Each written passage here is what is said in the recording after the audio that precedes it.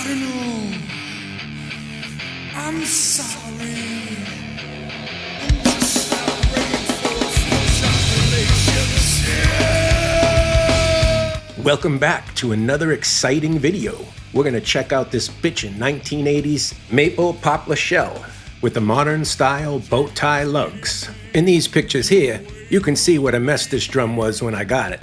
Rusty pots, smashed heads, layers of dust in the bottom hoop. I was excited to raise this one from the dead. This drum has 3 plies of poplar and 3 plies of maple. This is shell 492 from the build, to be precise. The edges on this drum were in pretty good shape, but I had to take them for a spin on the router, ever so lightly, just to knock down a few bumps. I usually remove the old original lacquer. Over time it just starts to look bad. Some call it patina, I call it shits. So I gave this shell a full sanding. Strangely enough, the lugs were originally packed with foam and masking tape on the insert springs. The old ones were rotten and moldy, and I can't believe they just used masking tape. I repacked the lugs with nice metal foam tape and new foam underneath to support it. I removed the old badge, as I'm not a fan of this style from this era. This was after the Chicago move to Monroe, North Carolina. And let's face it, this badge looks like shit anyway. I replaced this badge with a reproduction model. They look cool and they clean up the drum.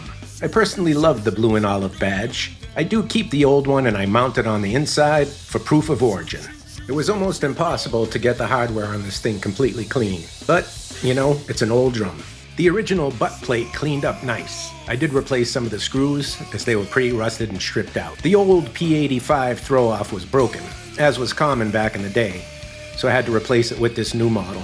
Sadly, it doesn't have the black inlay like the older versions. Either way, it feels solid. On the top head, we have the good old Remo coated Ambassador, and the bottom head has the ever-reliable hazy Ambassador snare side. I even managed to clean up the dampening pad. And last but not least, a nice set of cannabis brass wires. Okay, I don't know what else to say. This drum is slamming, so let's give it a smack.